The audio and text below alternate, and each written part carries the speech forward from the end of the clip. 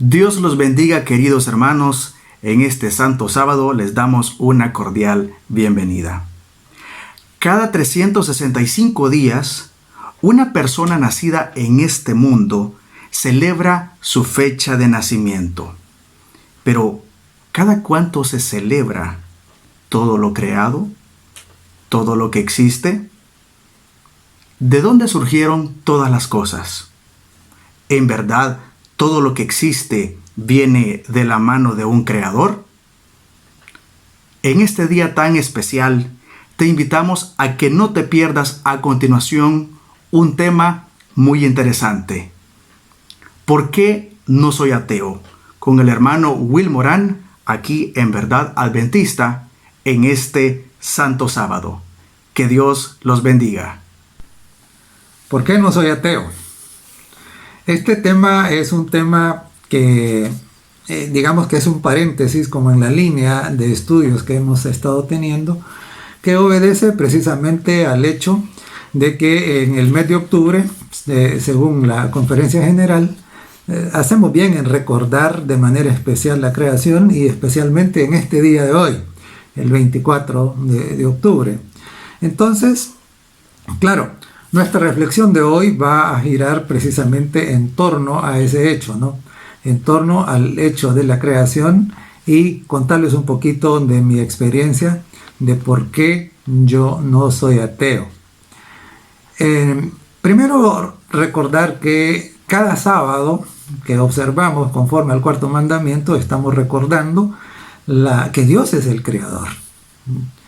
Y precisamente este hecho de recordar que Dios es el creador es una parte integrante del mensaje del primer ángel de Apocalipsis 14.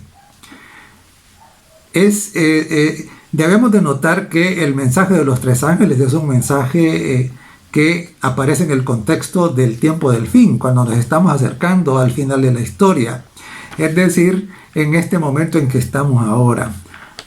Hago referencia a esto porque esto quiere decir que esta idea, o esta verdad, mejor dicho, acerca de por qué existen todas las cosas, cuál es el origen y que tuvo Dios algo que ver con esto, es un tema de actualidad ahora y va a ser de mucha más actualidad conforme nos acercamos al fin del tiempo, ¿no? A la segunda venida de Jesús. Y entonces la primera cosa que quiero contarles es desde cuándo soy creacionista, desde cuándo no soy ateo, y contarles que prácticamente toda mi vida he sido creacionista. Sin embargo, hubo un espacio cuando tenía 16 años y comencé a ir al bachillerato, es decir, al primer año en la secundaria. El profesor de sociales nos encomendó que hiciéramos, que investigáramos, ¿no? Estábamos mirando las teorías del origen del hombre y irónicamente a mí me tocó el tema del creacionismo. Y cuando me fui a buscar en los libros, en aquel tiempo no había internet, encontré muy poco, casi nada. Sin embargo, los evolucionistas encontraron un montón de argumentos al punto que en ese momento de mi vida a mí me hicieron, yo mismo tuve que decir en mi exposición que yo no creía en la creación. Imagínese usted qué terrible. Y esa fue mi situación por varios años. Y decir que durante todo ese tiempo yo no había jamás tenido en mis manos una Biblia, nunca había leído, nunca había estudiado. Pero más o menos alrededor de los 21 años comencé a estudiar la Biblia y entonces mirando lo que la Biblia dice y correlacionándolo con otras cosas, entonces me fui dando cuenta precisamente de que el ateísmo no tenía sentido. Así es de que esa es, digamos, mi vuelta al creacionismo, ¿no? Y es mi negación del ateísmo. Pero antes de seguir adelante, es bueno que aclaremos qué es este asunto de ser ateo. Según el diccionario de la Real Academia Española, un ateo es una persona que niega la existencia de Dios. Entonces, claro, El ateo dice Dios no existe, ¿verdad? No cree que Dios exista. Y entonces, claro, si no creen en Dios, la pregunta que sigue es ¿y en qué creen? ¿Y cuáles son como las creencias fundamentales, digamos, en el ateísmo? En el ateísmo, igual que en muchas otras corrientes de pensamiento, no es uniforme, sino que es heterogéneo, es decir, que no todos los ateos creen igual. Sin embargo, hay algunas cosas que suelen ser comunes a todos los ateos. Por ejemplo, tienden a creer de que todo se originó con una gran explosión, a la que han dado en llamar el Big Bang, que simplemente la materia que estaba concentrada en un punto comenzó a girar y de repente explotó y eso dio origen a todo. Otra creencia fundamental del ateísmo es el evolucionismo, es decir, que la vida se inicia desde una forma muy primitiva y entonces fue cambiando cada vez más perfecta hasta llegar, digamos, a la culminación en la vida del ser humano. Otra creencia también que es fundamental en el ateísmo es el uniformismo. El uniformismo significa que a través de toda la historia, desde el origen de todo lo que existe, han actuado los mismos fenómenos en el planeta. Es decir, que nunca ha habido, como una variación en los fenómenos que ocurren, sino que siempre han estado operando los mismos fenómenos, las mismas fuerzas, etc.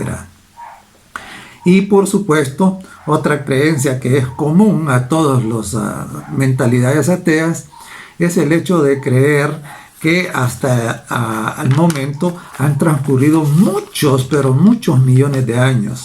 De hecho, hay que decir también que al inicio la cantidad de años en que ellos establecían para la historia del universo y del planeta y de la vida era más reducida. A medida que el tiempo pasa le van aumentando más años, ¿verdad? Así que los primeros ateos no creían las mismas cosas que creen los ateos actuales, ¿no? Sino que esto se ha venido modificando.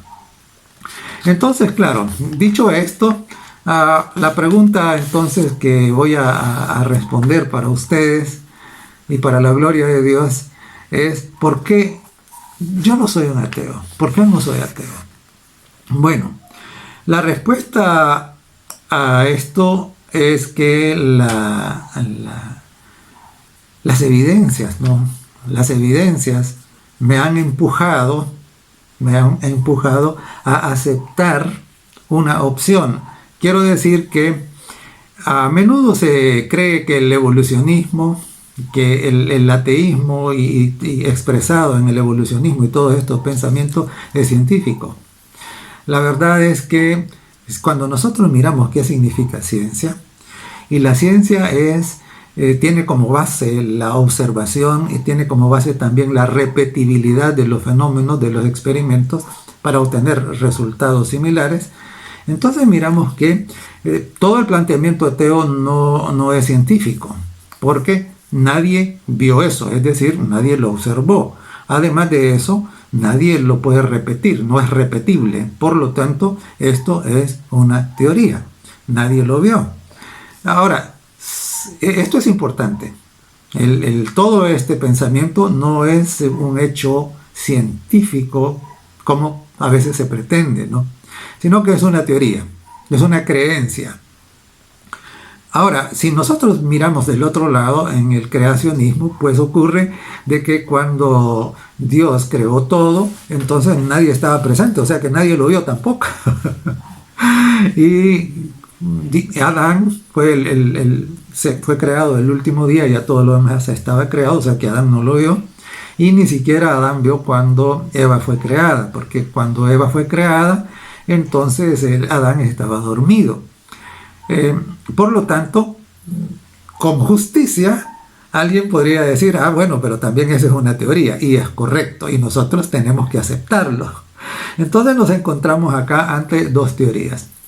La teoría del creacionismo, que asegura que Dios hizo todo, y lo hizo todo perfecto de una vez, sin necesidad de que fuera cambiando. Esa es una teoría. Y la otra teoría que dice que Dios no existe, que todo surgió por una explosión, que han pasado montones de millones de años y que al final las cosas se hicieron solas. Entonces tenemos dos teorías para escoger. La pregunta es, ¿y en base a qué escoger? Y por supuesto, les estoy contando mi caso, ¿no? Mi experiencia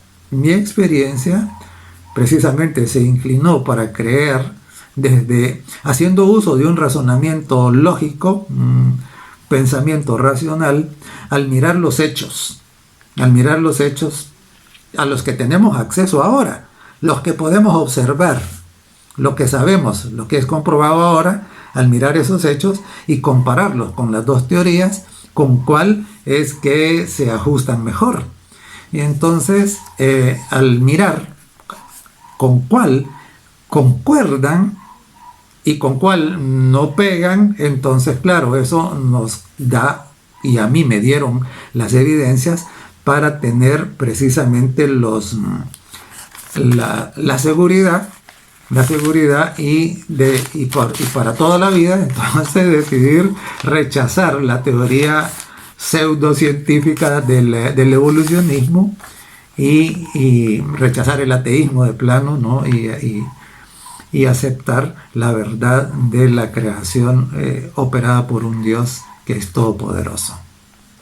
Entonces, ¿cuáles son esas razones o esas evidencias, esos argumentos que me hicieron tomar, digamos, esa opción, ¿no?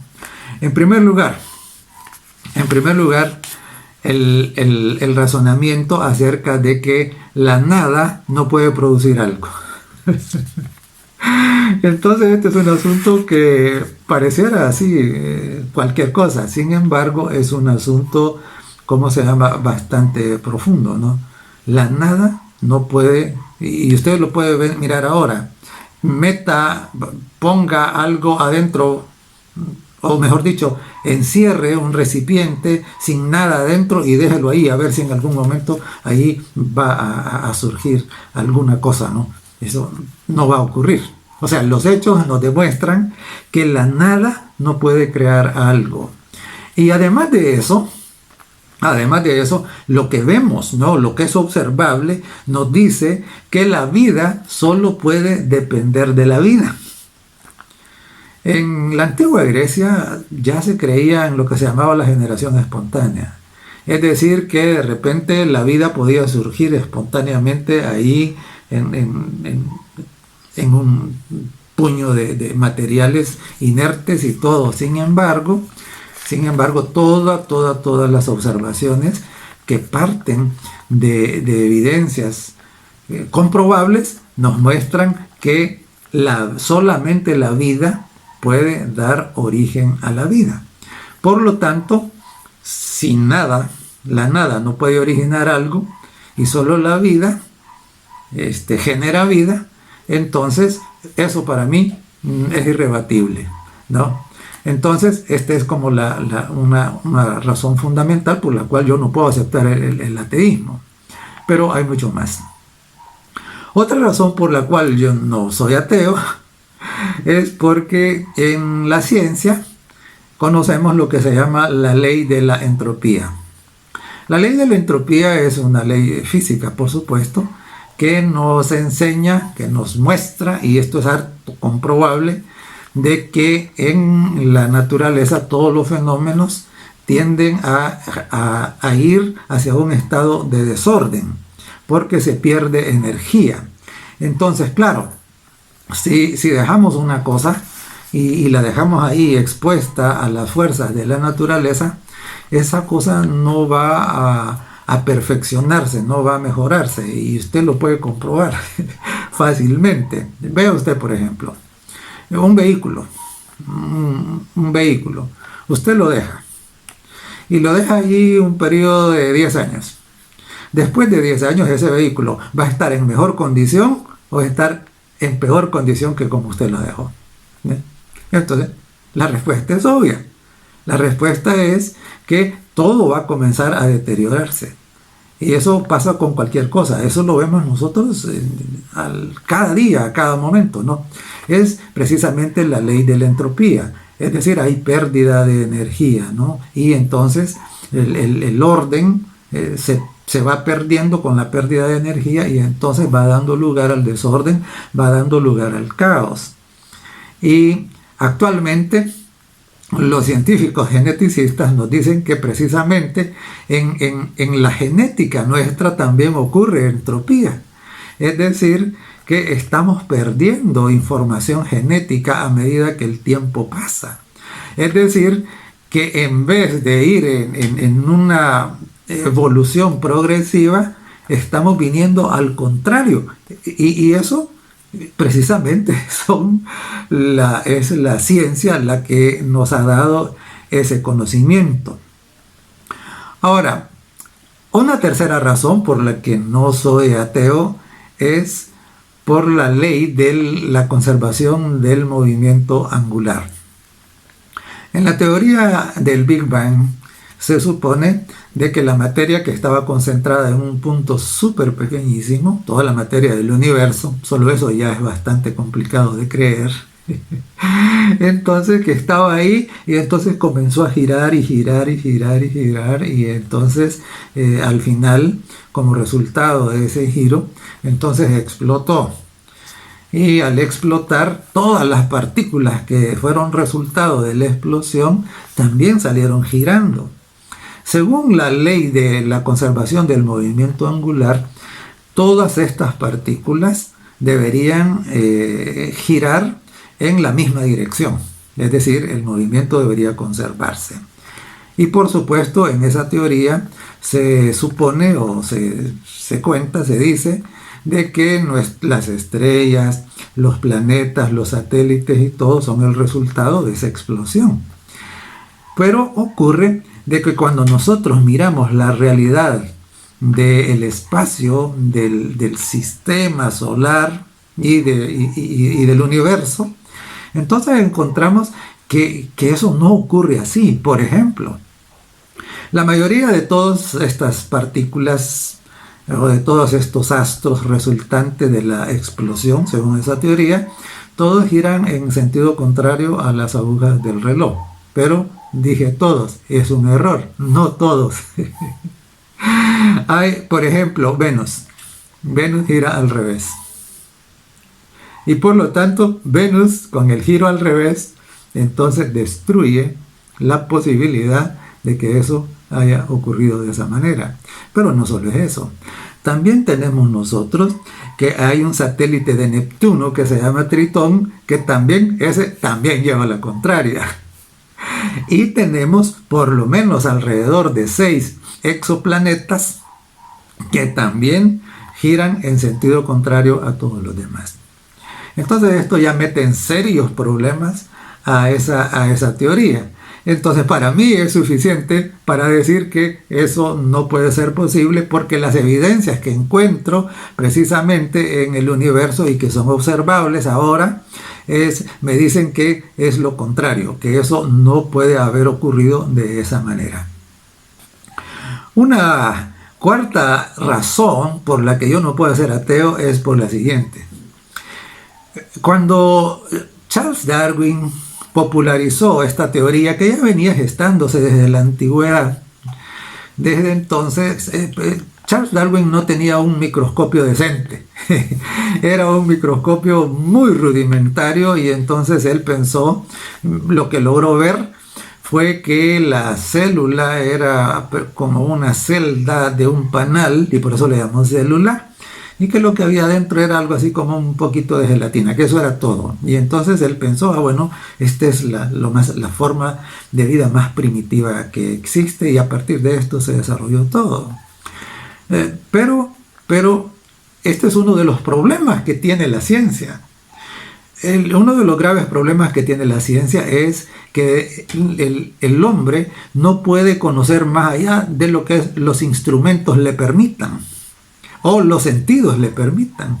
Y entonces, claro, para Darwin, con esos instrumentos rudimentarios, entonces él simplemente no podía entender lo que la célula en realidad es. Ahora, después de algún tiempo, después de Darwin, la ciencia, la tecnología ha avanzado tanto que tenemos en realidad unos microscopios que son fabulosos, son fantásticos, que nos permiten ver con muchos detalles cosas que son infinitamente pequeñas. Y sucede que ahora al mirar la célula, que según Darwin era un asunto muy simple, en realidad la célula para nada es simple. Algunos estudiosos que de la célula y de la complejidad que tiene la célula la han comparado ni más ni menos que con la ciudad de Nueva York. Imagínese usted. Nueva York es precisamente una de las ciudades más grandes del mundo. Y cuando nosotros pensamos en todos los laberintos que hay ahí y cómo funcionan, y por ejemplo, todo el cableado del sistema eléctrico, el cableado de la telefonía, todas las tuberías que conducen el agua potable, las tuberías que conducen el gas, las tuberías que conducen los alcantarillados, ¿no? Todo el sistema de carreteras y todos los elevadores en los edificios y las infraestructuras, etcétera. La complejidad de la ciudad es increíblemente enorme. Y yo creo que a ninguno que piense serena y honestamente se le ocurriría pensar que la ciudad de Nueva York apareció así, de un solo, simplemente apareció como resultado de una explosión. Entonces, no, es imposible. Entonces, claro, ahora la gente que estudia el interior de las células con todos esos aparatos fabulosos que tenemos ahora, han comparado precisamente la complejidad del interior de la célula con la ciudad de Nueva York. Imagínese usted cómo es de compleja, ¿no? Entonces, claro, ¿eso obedece a qué? Obedece a un diseño, obedece a una inteligencia increíble, ¿no? Y no solo para diseñarlo, sino también para construirlo. ¡Qué delicadeza! ¿Sabe? Ahora hay una rama de la ciencia que ha conducido a una tecnología que es también muy, muy interesante, que le llaman la nanotecnología. Es decir, trabajar con esas cosas que son tan chiquititas, ¿no? Y están hablando de microrobots y cosas. Pero la célula es precisamente una obra maestra de nanotecnología. Entonces, saber eso, entender eso, tener claro eso, a mí no me deja ser ateo. En lo absoluto, ¿no? Al contrario, esto me muestra que detrás de ese diseño y de esa construcción hay una mente que es genial, que es maravillosa, ¿no? Porque además de todo eso, de que hizo esa maquinita tan perfecta, además de eso, le dio a la célula la capacidad de reproducirse. Y eso es algo que los nanotecnólogos ahora no han logrado hacer, que sus creaciones se reproduzcan ellas solas, ¿no? Entonces, esta es otra razón por la cual, simple y sencillamente, la poca inteligencia que tengo no me permite aceptar que esto haya surgido así, sin que haya una mente maestra con enorme poder para hacer todas estas cosas. Además, en toda la creación que veamos, o sea, nosotros podemos mirar las plantas, podemos mirar los animales, podemos mirar toda la vida microbiana, ¿no? Los microbios. Podemos mirar hacia afuera, podemos mirar los planetas, el sistema solar, cómo funciona.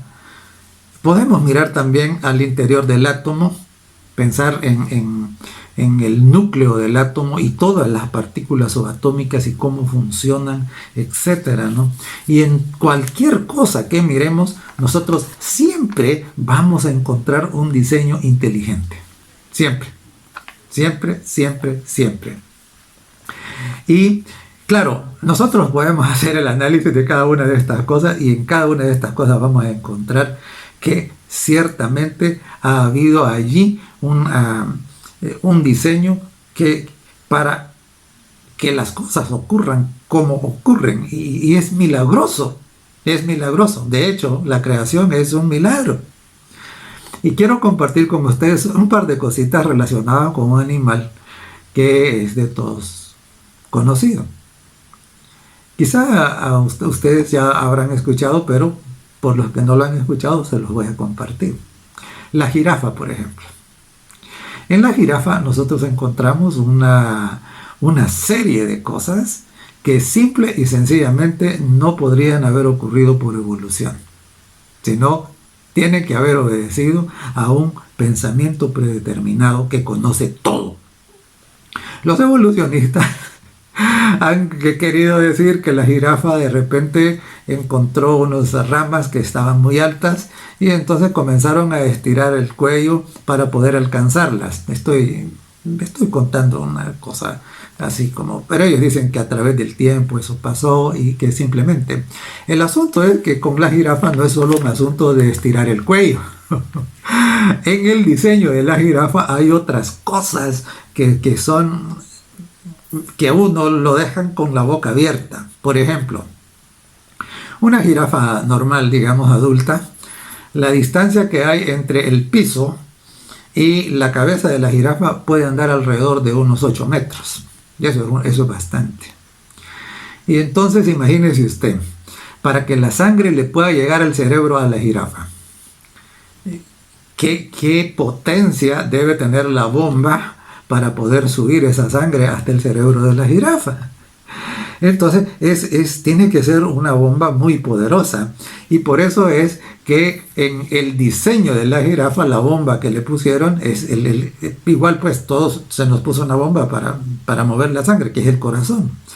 Pues sucede de que el corazón de la jirafa es enorme, porque si no fuera enorme no podría hacer que la sangre llegue hasta la cabeza de la jirafa.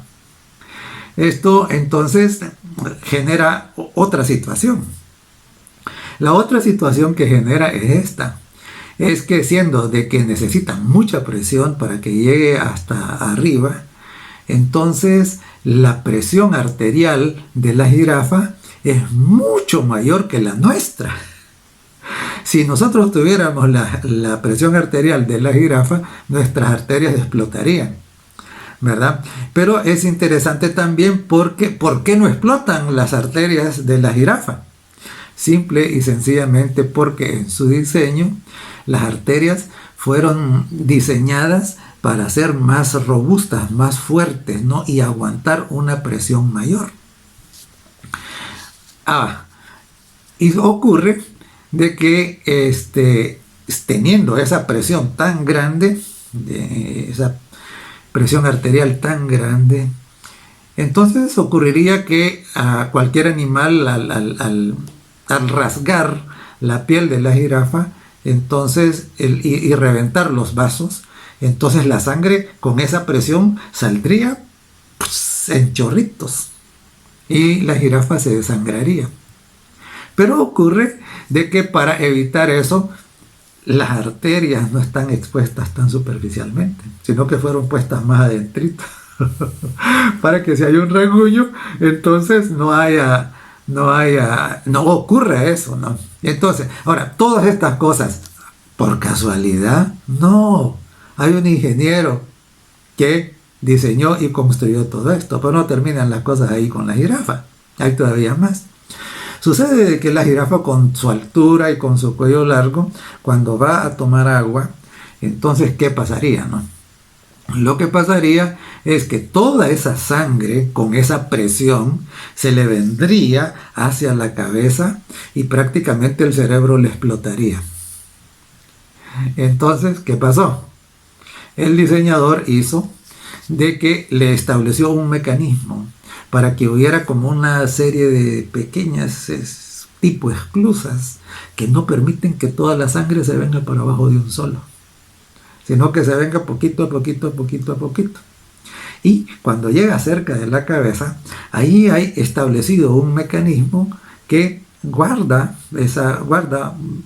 sangre de esa que viene para abajo. De esa manera el cerebro no se inunda violentamente y se estalla. Y cuando la jirafa ya terminó de beber y levanta el cuello, si se quedara sin sangre, la jirafa entonces quedaría. Pero ese depósito que le fue puesto ahí, entonces ese irriga el cerebro y la jirafa puede vivir con toda normalidad. Y claro, cada vez que nosotros hacemos el análisis de la anatomía y de la fisiología del metabolismo de cualquier planta y de cualquier animal, entonces nos damos cuenta de que todo esto obedece ¿a qué? Todo esto obedece a un diseño y una construcción maravillosa que no puede haber ocurrido por casualidad ni por accidente. No puede. Recuerdo cuando estaba cursando una materia que se llamaba Fisiología Vegetal. El profesor estaba tratando de explicarnos cómo se mueve el agua adentro de las plantas. Y entonces nos explicó algunas teorías. Y de repente ocurría de que hay un fenómeno en donde el agua se mueve dentro de la planta y eso no se ajusta a ninguna teoría. A ningún fenómeno conocido. Y el profesor dice, miren, dijo, así, aquí simple y sencillamente no se sabe por qué el agua va para arriba. Entonces, claro, la respuesta es porque Dios estableció un mecanismo que todavía es desconocido para los seres humanos y ese es el que está ahí. Entonces, claro, el diseño fabuloso. Otra razón por la que no puedo ser ateo, mi inteligencia no me deja, es el principio que se llama el principio del mínimo funcional irreductible. ¿Qué significa esto? Esto significa que hay unidades, son pequeños sistemas que no pueden funcionar a menos que el sistema sea perfecto de una vez. Si le hace falta una cosita, aunque sea chiquita, o esa cosita esté defectuosa, ya todo el sistema no funciona. En la teoría de la evolución se enseña de que las cosas comenzaron ahí todas mal hechas y que funcionaban y se fueron perfeccionando hasta llegar al estado actual. Eso simple y sencillamente no se puede. Le voy a poner un ejemplo más, digamos, más relacionado con una máquina. Todos aquellos que tienen un vehículo automotor saben de que si una sola pieza de esas piezas en el sistema del motor, por ejemplo, puede ser el sistema eléctrico, y a mí siempre que voy a cambiar las bujías del carro, siempre recuerdo esto, ¿no? Su vehículo no puede funcionar si las bujías no están. Y es más, puede tener las bujías, pero si las bujías no tienen el correcto espacio entre los electrodos, entonces ahí la chispa no va a salir. Si está muy lejos, no va a haber chispa para nada. Si está muy cerca, entonces la corriente se va a ir pasando de un solo y entonces no va a generar la chispa para encender la mezcla de combustible. Y sin eso ya no funciona. En la naturaleza tenemos una cantidad enorme de sistemas y nosotros lo vemos. Por ejemplo, una persona a la que le falla un órgano, simple y sencillamente ya está enfermo y está en camino ¿a qué? Está en camino a morir. Eso se llama entonces el principio del mínimo funcional irreductible. No se puede reducir. Si algo le falta o no es perfecto, ya no funciona. Y entonces, si todos los seres que existen en algún momento hubieran sido imperfectos y no hubieran tenido, ahora no habría ningún ser, porque todos se habían muerto. Así es de que esto es una cosa súper importante. De hecho, la Biblia dice de que desde su origen todas las cosas fueron hechas perfectas. Es decir, todos los sistemas ya venían cabales, ya venían perfectos, no faltaba nada y por eso funcionaron y siguen funcionando hasta hoy. Entonces, si nosotros miramos la evidencia se ajusta más a la evolución o se ajusta más a la creación. Es obvio, ¿no? Que se ajusta más a la creación. Y hay un principio también que es conocido como el principio antrópico. ¿Qué significa esto? Cuando nosotros miramos la creación, miramos el planeta, encontramos una serie de constantes que fueron preestablecidas para que la vida fuera posible en el planeta y que el planeta fuera un lugar agradable para ser habitado por nosotros los seres humanos. ¿Cuáles son esos? Bueno, por ejemplo, la distancia a la que está colocada la Tierra en relación con el Sol. Si la Tierra no estuviera a la distancia que está, entonces si estuviera más cerca, el calor fuera insoportable y no se podría vivir acá. Si estuviera más lejos, entonces tendríamos lo contrario, tendríamos un planeta súper helado y no podríamos vivir aquí tampoco. Está justo donde debe estar. Esto es importante. Está justo donde debe estar. Ahora bien, la velocidad a la que el planeta se mueve es también la velocidad correcta. Si no se moviera a la velocidad que va girando, entonces la vida tampoco sería posible en este planeta. Y la constitución de la atmósfera, por ejemplo, ¿no? Si tuviera más oxígeno del que tiene, aquí todo se incendiara. Sí, entonces ya se hubiera quemado todo, ¿no? Y si tuviera menos oxígeno del que tiene, entonces no sería posible la vida, ¿no? Porque precisamente los que han intentado vivir sin oxígeno han comprobado que no se puede. Así es de que tiene exactamente la relación de los gases en la atmósfera, es la relación justa que la vida requiere. Y hablando precisamente también del intercambio de los gases en la atmósfera, el intercambio que ocurre de gases que ocurre entre las plantas, los animales y los seres humanos es fabuloso, imagínese usted. Nosotros cuando respiramos sacamos dióxido de carbono que las plantas necesitan para su fotosíntesis. Y la planta en la fotosíntesis saca oxígeno que nosotros necesitamos. Entonces, claro, todo esto, las posibilidades, cuando se hacen los cálculos de probabilidades para que todas estas cosas coincidan de la manera en que coinciden, entonces vemos de que esto es imposible de que haya ocurrido por casualidad, de que haya ocurrido por accidente, de que haya ocurrido como resultado de una explosión. No se puede. Simple y sencillamente no es perdonen la expresión, pero resulta absurdo. Y por supuesto, las constantes universales que existen y que la física tiene mapeadas, y todavía habrán algunas que no he descubierto. Cuando hablo de las constantes universales me refiero, por ejemplo, a la fuerza de gravedad, a la velocidad de la luz en el vacío, al número de Avogadro, por ejemplo, a la constante de Planck, al pi, y hay una que es la que quiero comentar. Podría comentar todas esas, ¿verdad? Pero el tiempo no nos da. Pero todas comparten algo. Todas son números bien delicados.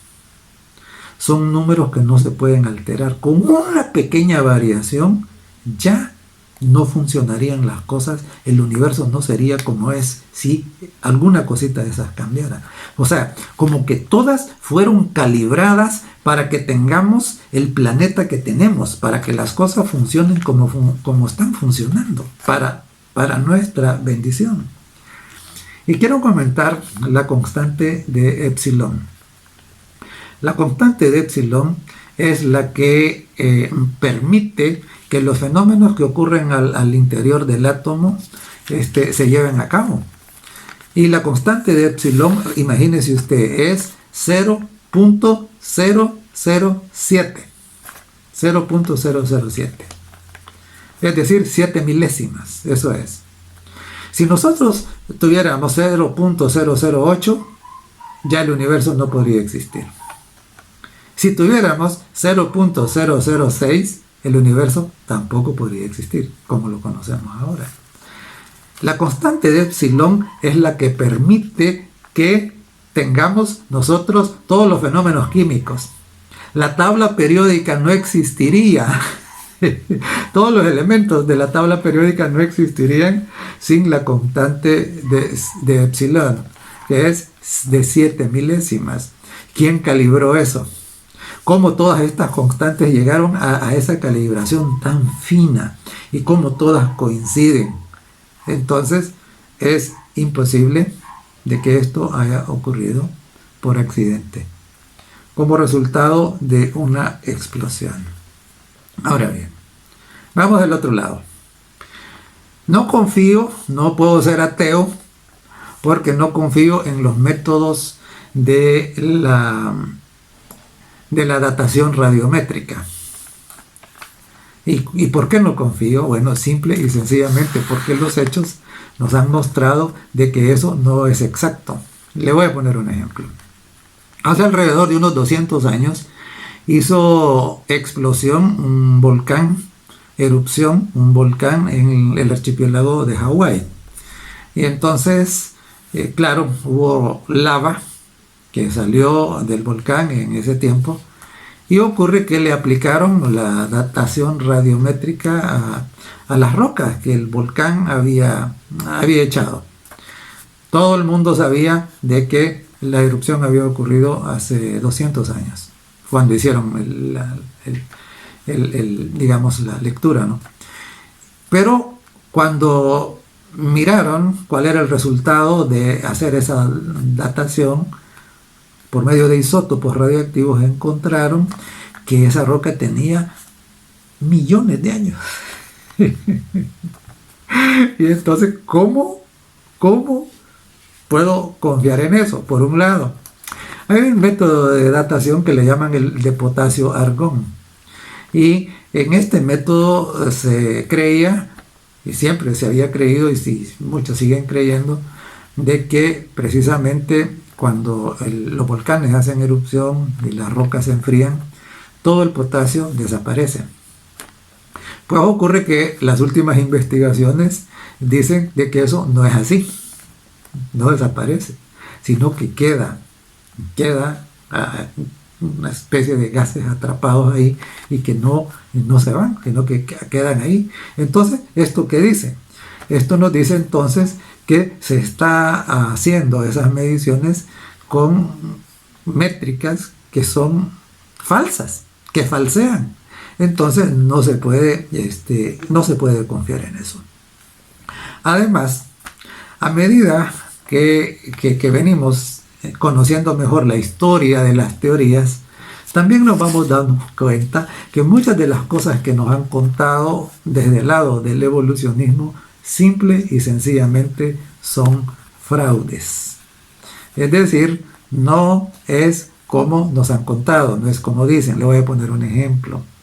Aún en los libros de ciencias naturales de este tiempo, aparece un cuadrito ahí que hace referencia a la hipótesis de la embriología de Haeckel. Y entonces tiene ahí supuestamente una comparación de los embriones de diferentes especies. Y entonces, y por mucho tiempo, eso ha aparecido en los libros y los profesores le han enseñado eso a los niños, y etcétera, ¿no? Pues ocurre de que simple y sencillamente Haeckel era un buen artista. Ahora, cuando han comparado verdaderos embriones, mirando así, haciendo la comparación, eso no tiene nada que ver con el dibujito de Haeckel. Entonces, muchos de esos árboles y dibujos bien bonitos que aparecen en los libros y que a veces también montan en los museos de historia natural, simple y sencillamente no corresponden con la realidad. Y lo mismo encontramos nosotros con los llamados eslabones perdidos, ¿no? Estos que dicen que encontraron. En primer lugar, jamás han encontrado un esqueleto entero, nunca,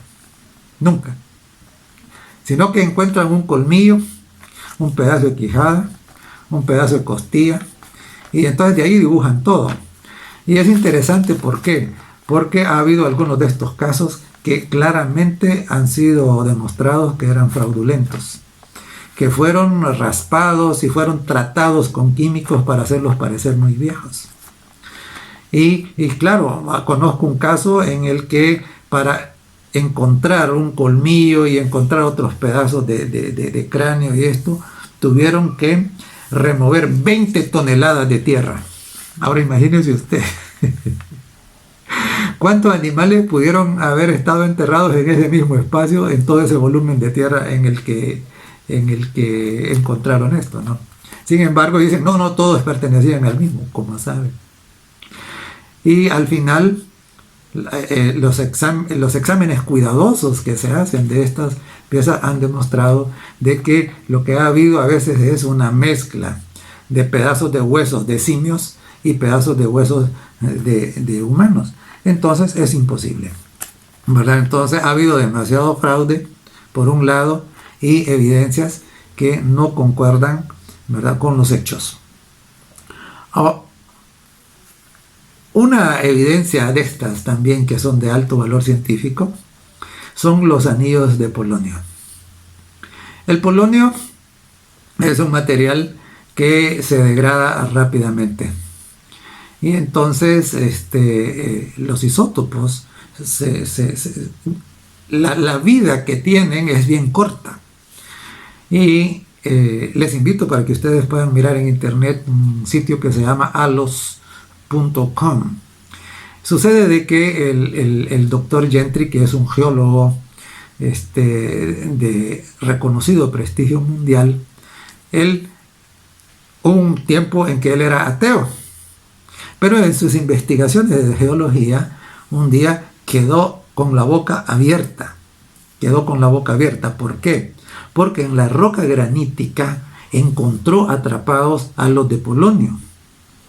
Y entonces, cuando él miró eso, él pensó, esto es imposible, esto no puede ocurrir. Porque sucede de que la vida de estos anillos es una vida bastante efímera, es cuestión de minutos. Entonces, claro, se supone que el granito, la roca granítica, tiene millones de años de haber sido formada. Y entonces, y que se formó precisamente en un proceso lento, ¿no? Y que hasta llegar a la situación actual. Si eso fuese cierto, los anillos de polonio no podrían estar ahí.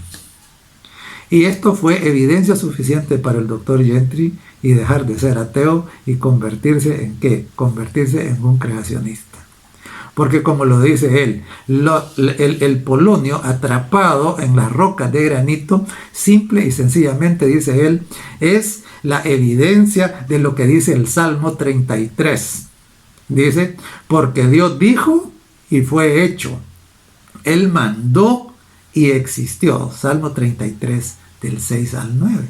Entonces, es decir, las rocas existieron a la orden que Dios dio. Y esto fue instantáneo. Y por lo tanto no hubo todo ese montón de tiempo como para que los anillos de polonio desaparecieran. Entonces, claro, que estén ahí se ajusta más a los millones de años o a la creación instantánea. Obvio, ¿ve? Que es a la creación instantánea. Así es de que es importante. Y claro, hay varias cosas más, pero solo voy a comentar un par de cositas más. Y una de estas que me encantan a mí porque son, ¿cómo se llama?, resultado de los avances científicos. Es decir, la ciencia, las evidencias que está generando no apoyan la evolución, sino lo contrario.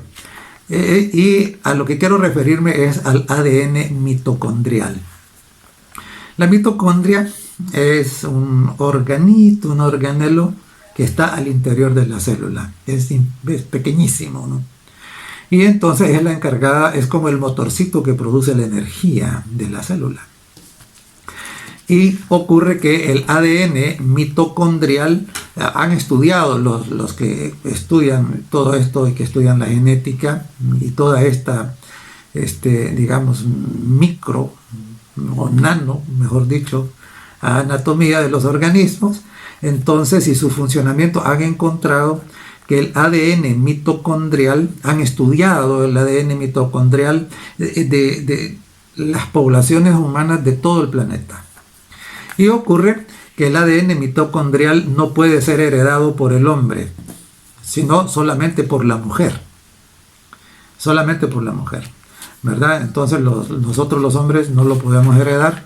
Así que quien le pasa el ADN mitocondrial a la descendencia, a los hijos, son las mamás, nadie más, porque eso viene con el óvulo. Y entonces estudiaron el ADN mitocondrial de poblaciones en todas partes del mundo. ¿Y qué encontraron?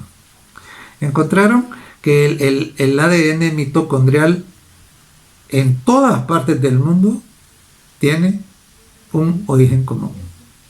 El mismo. ¿Y qué significa eso? Eso significa que todos venimos de una misma madre original que nos pasó el ADN mitocondrial. Y entonces, claro, la evolución dice que fueron diferentes cosas y entonces el descubrimiento de que todos venimos de una misma madre es totalmente congruente con el relato de la creación. Es decir, todos venimos de nuestra madre Eva. A ella le debemos el ADN mitocondrial. Así es de que, claro, todas estas cosas no me dejan, o sea, yo lo diría de esta manera, obligan a mi inteligencia a no ser ateo, ¿verdad? Sino a reconocer la mano poderosa de un Dios maravilloso que hace todo y que nos ha contado cómo han ocurrido las cosas, ¿no? Ahora, uno de los campeones del ateísmo es Richard Dawkins.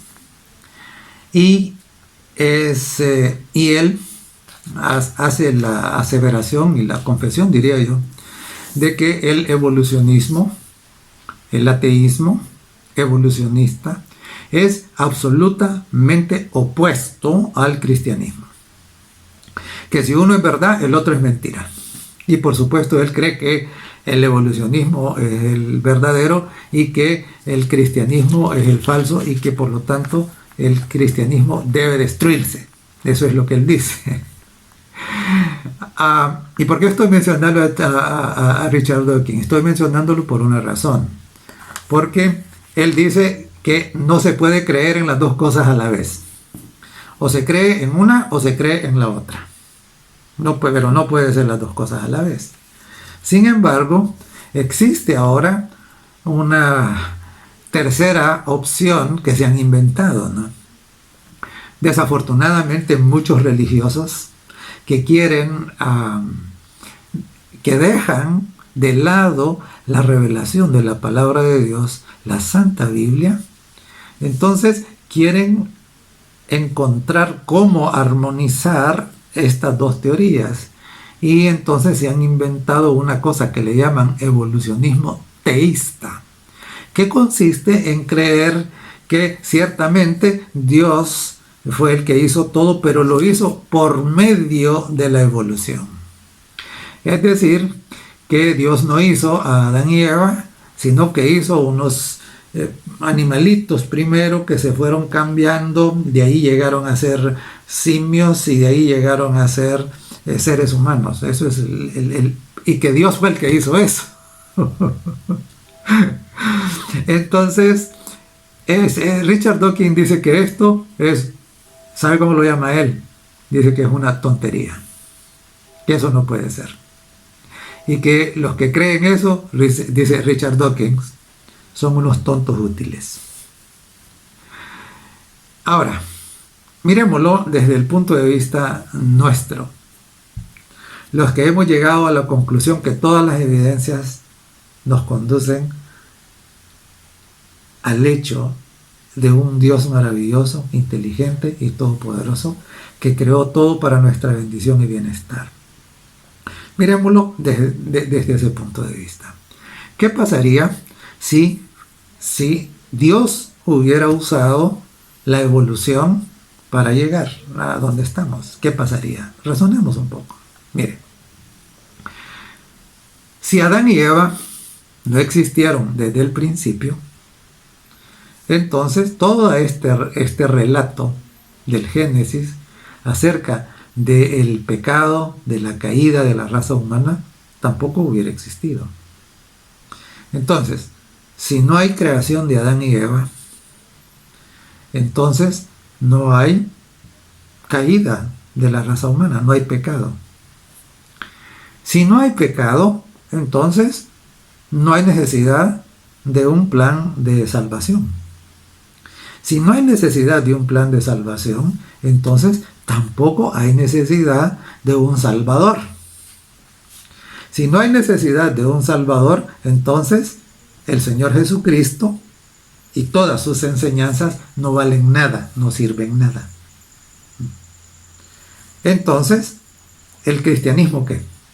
Simple y sencillamente debería, si esto que dicen, debería ser tirado a la basura. Y nuestros amigos que piensan que Dios usó el evolucionismo para llegar a donde estamos, simple y sencillamente, sin saberlo, o a lo mejor sabiéndolo, y eso sería más grave todavía, están eliminando el fundamento de la existencia del cristianismo. Por eso no pueden existir las dos cosas, y en ese sentido Richard Dawkins tiene razón. O es la una o es la otra, pero no puede ser la mezcla. Sin embargo, eso es lo que ahora se está volviendo popular en varias iglesias. Incluso el pontífice romano actual ha manifestado de que las cosas vinieron a existir por voluntad de Dios por medio de la evolución.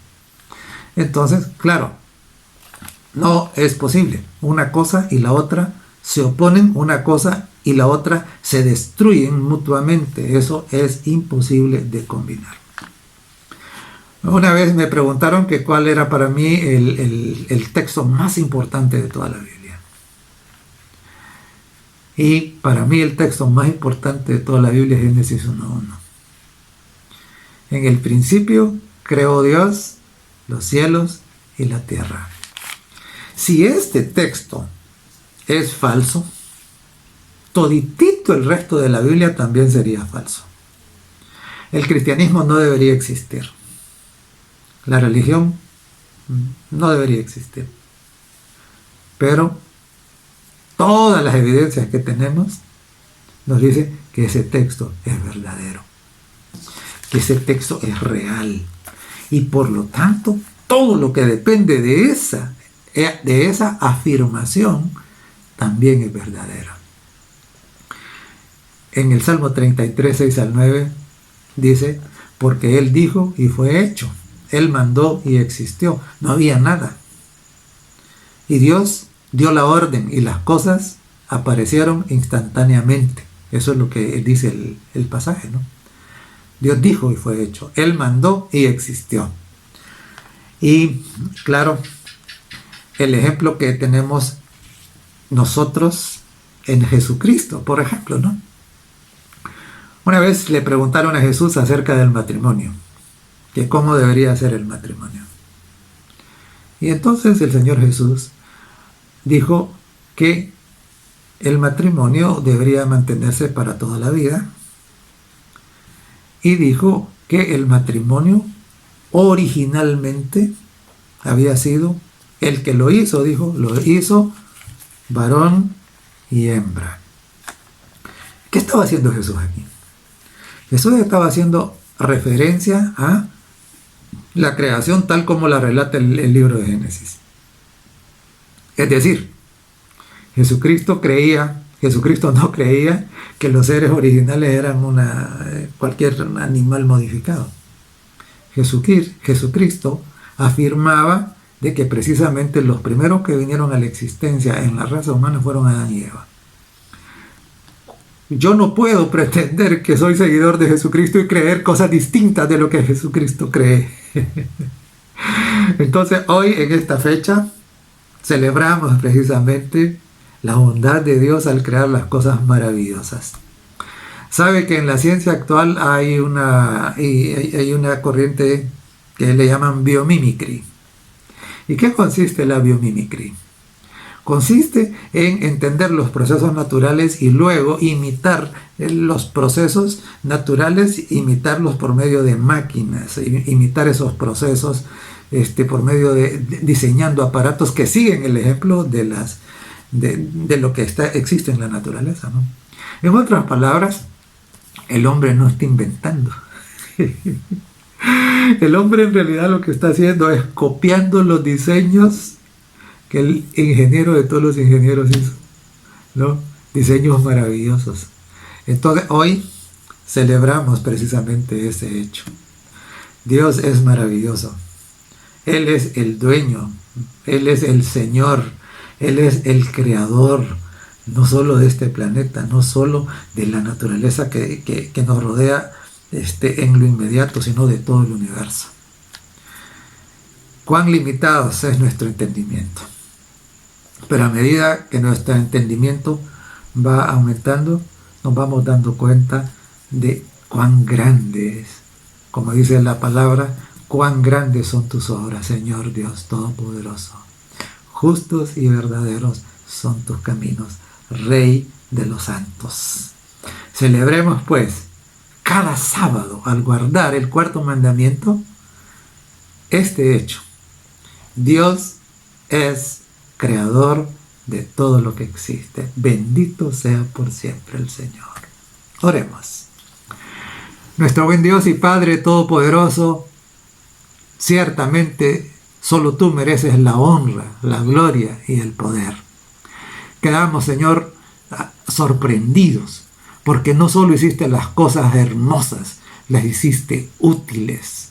Las hiciste, Señor, justamente para que permitieran nuestra vida aquí en el planeta.